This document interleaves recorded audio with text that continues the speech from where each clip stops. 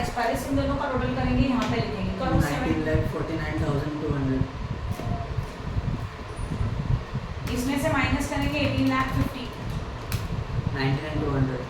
99,200। इसका मीनिंग समझ रहे हो? इसका मीनिंग ये है कि हम लोगों को एक्चुअल में रिजर्व चाहिए इतना, उसमें से ओपनिंग रिजर्व इतना है। जैसे कि आपको ईयर के एंड में सेविंग चाहिए 50,000 का, ईयर के स्टार्टिंग में 30,000 का सेविंग है, तो और कितने का सेविंग करेंगे? 20। यही लॉजिक है।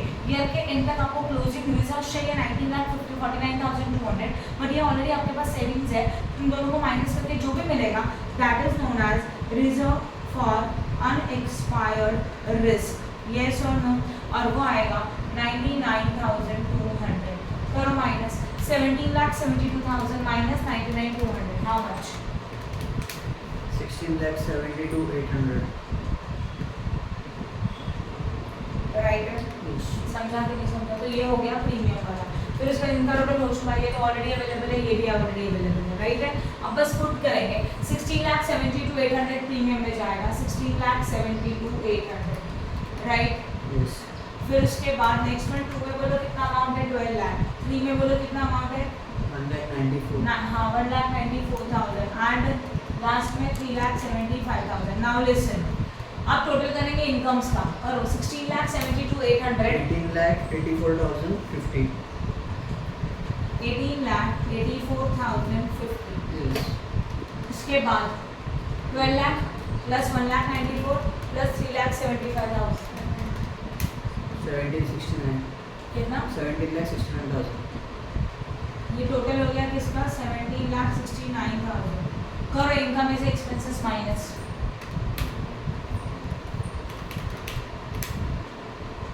1,15,050। 15 1,15,000। and this is your net operating profit. Profit क्यों? क्योंकि इनकम माइनस एक्सपेंसेस किया तो आंसर पॉजिटिव आया, तो this is a profit. Point clear हो गया? बहुत इजी है, समझे अच्छी तरह से? रिजर्व फॉर अनएक्सपायर्ड रिस्क का पॉइंट समझा ना कैसे और क्यों? नहीं समझा नहीं, आपको कैलकुलेशन में गड़बड़ है कि वो उसमें प्रीमियम अर्न में क्यों आता है? ये रिजर्व रखना है ना, ये हमारा प्रीमियम है, उसमें से इतना रिजर्व करना मतलब बाजू में सेविंग रखना है, तो एक्चुअल प्रीमियम कितना हुआ? इतना ही। और ये कहाँ से आया? Closing reserve minus opening reserve. Closing में क्लोजिंग प्लस एडिशनल, ओपनिंग में भी opening plus additional. This is at the end of the year and this is at the opening of the year. Clear है? आपको ending में इतना चाहिए, already आपका इतना रिजर्व्स है, तो during the year we have to make a reserve for 99,200, इतना ही रिजर्व चाहिए और एक्स्ट्रा, बराबर? टोटल रिजर्व इतना चाहिए था ईयर के एंड में, उसमें से ये रिजर्व ऑलरेडी है, तो कितने का रिक्वायरमेंट है करंट ईयर में? 99,200। जितना रिजर्व चाहिए उतना प्रीमियम में से साइड में रिजर्व में निकाल कर रखो, ये वाला आपका that is a premium cost. अब समझ में आ रहा है? कुछ डाउट है इसमें? Now we are starting with the next question, that is a question number 11, but आपने बोला ये हो चुका है करके ना, जैस्मिन वाला नहीं हुआ ना? नहीं। ठीक है, चलो वही करते हैं। Prepare the fire insurance premium account of the Jasmine Fire Insurance Company for the IRDA regulation for the year ended 31st March 2012 from the following details. Claim paid, schedule number 2. Legal expenses regarding claim, add in schedule number 2. Premium received, schedule number 1. Reinsurance premium paid.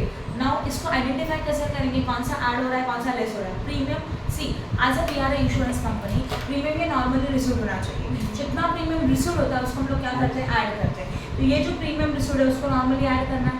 अब premium receive अगर add होता है तो paid वाला सब कुछ क्या होता है? माइनस। तो less from schedule number 1 premium paid.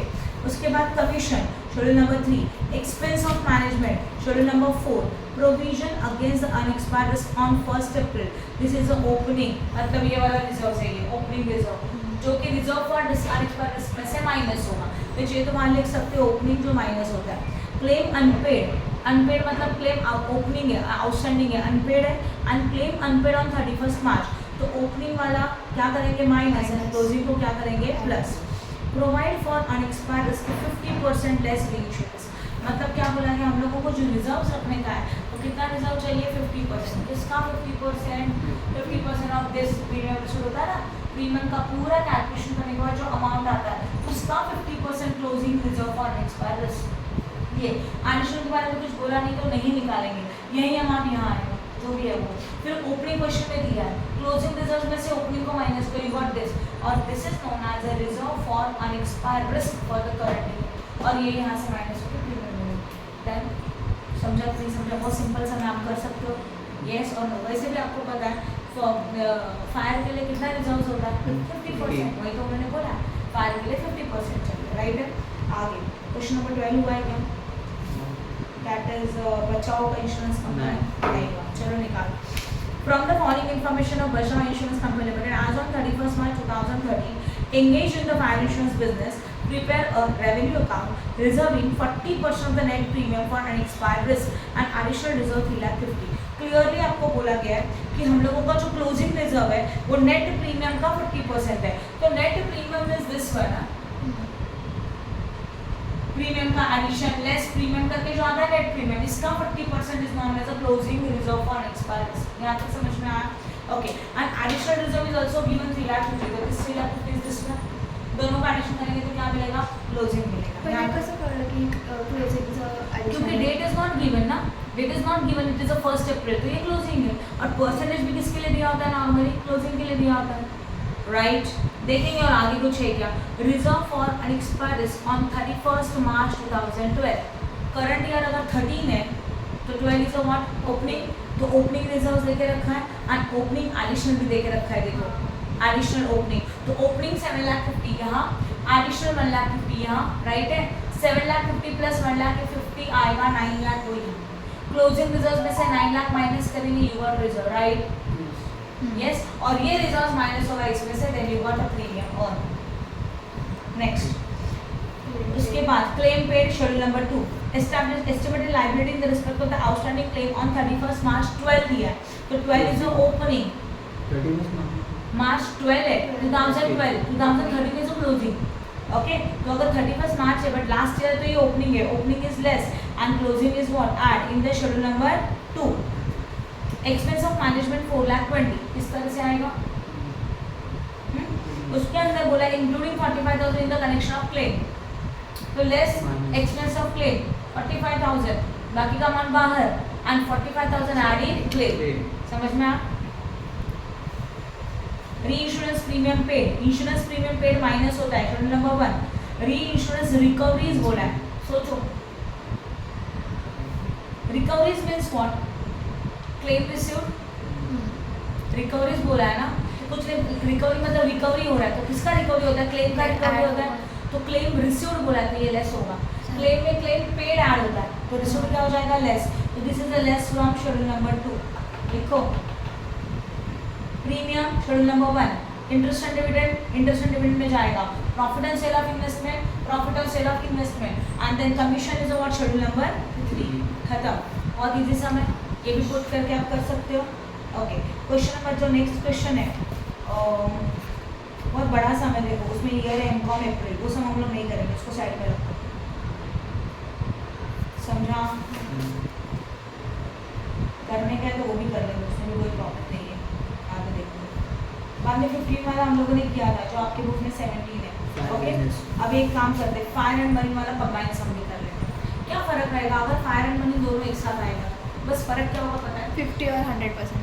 हाँ वो तो होगा, पर एट ए टाइम अगर सॉल्व करने का है, और पे ध्यान दें, जो हम लोगों ने इनर एंड आउटर कॉलम बनाया, इसके बदले में यहाँ लिखेंगे फायर, यहाँ लिखेंगे मरीन, तो इसका इनकम का टोटल यही है, एक्सपेंसेस का टोटल यहाँ, इनकम में से एक्सपेंस माइनस करके यहाँ हो गया फायर। तो जो हम लोगों ने इनर आउटर के 2 कॉलम मैंने बनाया, वहाँ पे इनर आउटर नहीं होगा, सिंगल सर्व कॉलम यूज कर रहे हैं, बाकी मतलब से कुछ भी अलग नहीं। 2 बार बनाना पड़ेगा। हाँ बता दूँ, यहाँ पे क्या आएगा? मरीन, उसका भी सुनो, मरीन का इनकम उसका टोटल, मरीन का एक्सपेंस उसका टोटल, इनकम में से एक्सपेंसेस माइनस सीधा प्रॉफिट यहाँ, तो this is a fire column, this one is a marine column. ये लॉजिक सही है? यहाँ पे भी नहीं होगा, अमाउंट के बदले में आएगा फायर एंड व्हाट? मरीन, तो फायर के अमाउंट फर्स्ट कॉलम में लिखेंगे, मरीन के अमाउंट सेकंड कॉलम में लिखेंगे, क्लियर है? यहाँ पे भी नहीं, तो इनर एंड आउटर कॉलम नहीं होगा, जो भी कैलकुलेशन है वो एक ही कॉलम में करना है, बस इतना ही डिफरेंट है, बाकी सारे रूल्स एंड रेगुलेशन सेम। चलो स्टार्ट करें, okay. From the following question number 14, from the following balances extracted from the books of the Regal General Insurance Company Limited as on 31st March 2017, you are required to prepare a revenue account in the respect of the fire and marine insurance business for the year ended 31st March 2017.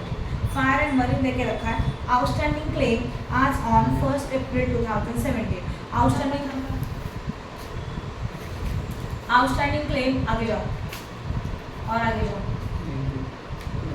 17 पहले pause करो, okay directly table पे आ जाओ. Outstanding claim as on 1 April. 1 April is what? Opening. Opening का claim है तो क्या करेंगे? शेड्यूल नंबर 2 में less, claim paid schedule number 2 में ऐड. यस और नो? आपको कॉलम्स क्लियर है? फायर का अमाउंट फायर में लिखेंगे, मरीन का अमाउंट मरीन में लिखेंगे. एट अ टाइम दोनों अमाउंट लिखा जाएगा. यस राजन का कोई कंफ्यूजन नहीं है? Reserve for unexpired risk as on 1 April. This is opening reserve. तो ओपनिंग रिजर्व भी देखो ऐसे ही होगा. ये फायर का कॉलम या मरीन का कॉलम, इनका दोनों का टोटल यहीं पे, इनका दोनों का टोटल यहीं पे. इस टोटल में से टोटल माइनस करके नीचे ऑटो में नहीं आएगा, नीचे आएगा. तो दिस इज ओपनिंग रिजर्व ना, तो ओपनिंग रिजर्व यहाँ पे होगा. See this one and this one. ये फायर के लिए यहाँ पे मरीन. क्लियर हो गया? Next premium received schedule number 1, agent commission schedule number 3, expense of management operating expenses schedule number 4, री इंश्योरेंस प्रीमियम डेबिट. डेबिट का मतलब एक्सपेंसेस. प्रीमियम नॉर्मली इनकम होता है तो क्रेडिट होना चाहिए, डेबिट बोला मतलब पेड, इसको करना चाहिए माइनस शेड्यूल नंबर 1 में से. समझ में आया? Now following additional points are to be taken. Claim outstanding as on 31st March. 31st March का outstanding that is a closing claim. Closing claim schedule number 2 में क्या होना चाहिए? ऐड. फायर का फायर में, मरीन का मरीन में. ये भी समझ में आया? Then premium outstanding as on 31st March 2017. Premium outstanding है क्लोजिंग का. क्लोजिंग का प्रीमियम क्या होता है? हमेशा ऐड. तो शेड्यूल नंबर 1 में इसको ऐड करेंगे. फायर का फायर में, मरीन का मरीन में. Reserve for expiry is maintain 50% and 100% of the net premium in the respect of the fire and marine. ये तो पता है. फायर के लिए क्लोजिंग प्रीमियम कितना रहता है? 50 और मरीन के लिए कितना रहेगा? 100. किसके ऊपर? यहाँ पे जो प्रीमियम मिलता है ना, नेट प्रीमियम, उसके ऊपर. फायर के लिए फायर के ऊपर 50%, मरीन के लिए मरीन के ऊपर 50%. डन? ओके. उसके बाद expense of the management due to on 31st March 2017 were 10,000 for the fire insurance and 5,000 for the marine insurance. These are the expenses outstanding. Expenses outstanding. Outstanding is what? Plus or minus? Add. किसमें? Expenses में. Right ना? तो expense of management का schedule number 4 में इनको expenses में क्या करना चाहिए? ऐड करना चाहिए. खत्म. This is only revenue account. तो इनका दूसरा इफेक्ट नहीं आएगा, सिर्फ ये रेवेन्यू अकाउंट है. समझ में आया? इंश्योरेंस कंपनी में रेवेन्यू अकाउंट बनता है, पीनल अकाउंट बनता है, बैलेंस शीट अकाउंट प्रिपेयर होगा. रेवेन्यू अकाउंट ये अलग अलग कैटेगरीज के लिए रेवेन्यू अकाउंट है. मतलब फायर के लिए अलग रेवेन्यू अकाउंट, देन मरीन के लिए separate revenue account, then aviation insurance के लिए separate revenue account, other insurances के लिए सेपरेट. तो जितने इंश्योरेंसेस के टाइप है हर एक के लिए डिफरेंट डिफरेंट रेवेन्यू अकाउंट. फिर सबका एडिशन करके PNL account and then what? Balance sheet. PNL is a common for all and balance sheet is a common for all. Clear हो गया? तो this is a question of only revenue. Question number 14 हो गया. इसके आगे का 15 भी हो चुका है. तो I can say that your single sums are over. अभी जो भी बचे कंबाइंड सम बचे. Okay. The following balances are on 31st December 2012. Draw up the revenue account for the year ended. Commission on reinsurance accepted. Commission बोला है. Commission on reinsurance accepted schedule number 3 में आए. Commission on direct business schedule number 3 में आए. Depreciation of furniture, depreciation of library, depreciation of motor car, ये तीनों के तीनों जाएगा. Operating expenses मतलब schedule number 4. Loss on sale of motor car, less from profit on sale of investment. Premium के नीचे राइट ना, उसमें से माइनस होगा.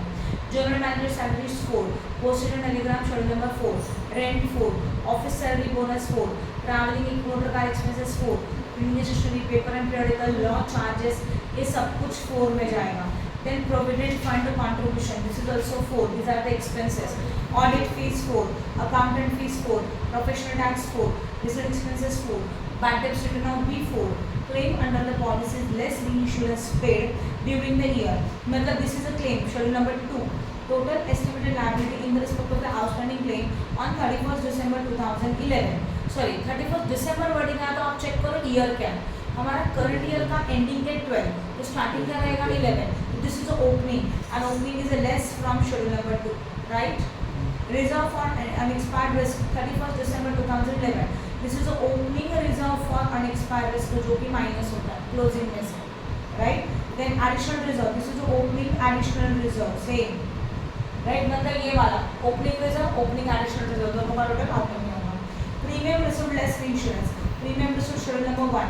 Commission on reinsurance ceded, ceded is always minus. और शेड्यूल नंबर 3 में माइनस, तो कमीशन में माइनस हो जाएगा. Then you are required to make a 40% net premium reserve as a reserve for unexpired as on 31st December 2012. तो ये जो 40% है that is the closing reserve for unexpired which is calculated on the net value. Okay, after that 10% is an additional reserve. तो यहाँ पे closing पे 10% additional on net premium. दोनों का टोटल closing में से opening minus you got reserve for unexpired risk and reserve for unexpired risk ऊपर वाले premium में से minus हो. Then सबका प्रोसीजर सेम है, कुछ अलग है क्या? समझा कि नहीं समझा बता फटाफट. क्लियर है अच्छी तरह से? गुड. तो ये सब भी आप कर दोगे तो हम लोगों का ये पार्ट खत्म. राइट है? ओके. अब एक काम करो, फॉर्मेट पे आ जाओ. मैं P&L का फॉर्मेट एक्सप्लेन कर दूँ ताकि मैं इसके कल समझ ले. Come to the format of P&L. P&L का फॉर्मेट मैंने भी आपको लिख के दिया है, but that format and this format is totally same. कुछ फर्क नहीं है दोनों में, थोड़ा सा स्लाइड में चेंजेस रहेगा. मिला? पेज नंबर मेरे बुक में 114 है. रेवेन्यू अकाउंट के नीचे फॉर्मेट है. फॉर्मेट में जाओ. मिला फॉर्मेट? एक मिनट फॉर्मेट B P&L.